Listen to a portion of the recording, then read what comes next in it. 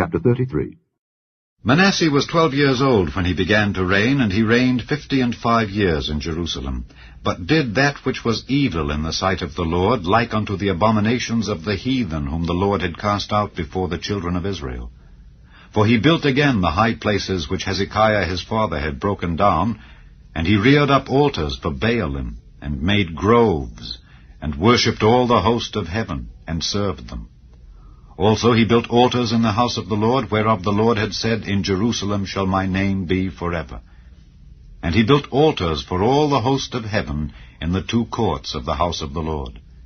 And he caused his children to pass through the fire in the valley of the son of Hinnom. Also he observed times, and used enchantments, and used witchcraft, and dealt with a familiar spirit and with wizards.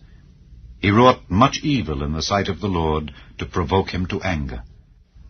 And he set a carved image, the idol which he had made, in the house of God, of which God had said to David and to Solomon his son, In this house and in Jerusalem, which I have chosen before all the tribes of Israel, will I put my name forever. Neither will I any more remove the foot of Israel from out of the land which I have appointed for your fathers, so that they will take heed to do all that I have commanded them, according to the whole law and the statutes and the ordinances by the hand of Moses. So Manasseh made Judah and the inhabitants of Jerusalem to err, and to do worse than the heathen, whom the Lord had destroyed before the children of Israel. And the Lord spake to Manasseh and to his people, but they would not hearken. Wherefore the Lord brought upon them the captains of the host of the king of Assyria, which took Manasseh among the thorns, and bound him with fetters, and carried him to Babylon.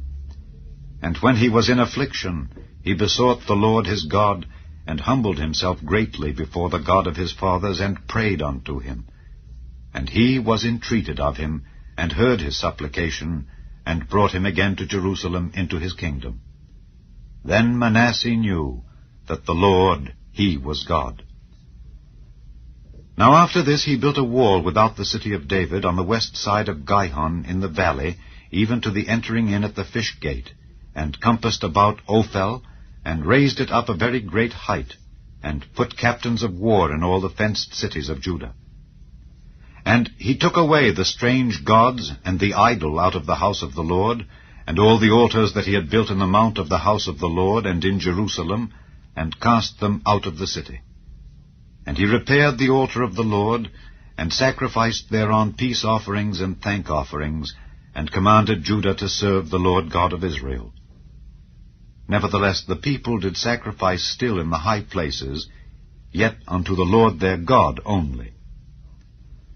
Now the rest of the acts of Manasseh, and his prayer unto his God, and the words of the seers that spake to him in the name of the Lord God of Israel, behold, they are written in the book of the kings of Israel.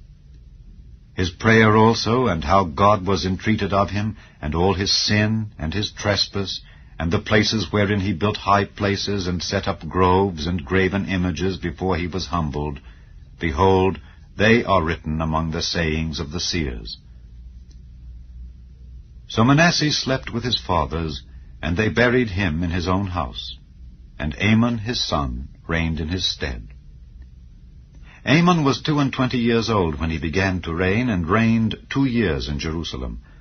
But he did that which was evil in the sight of the Lord, as did Manasseh his father.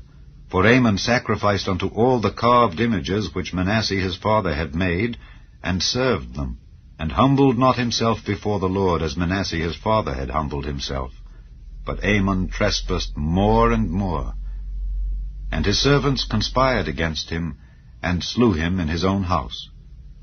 But the people of the land slew all them that had conspired against King Amon.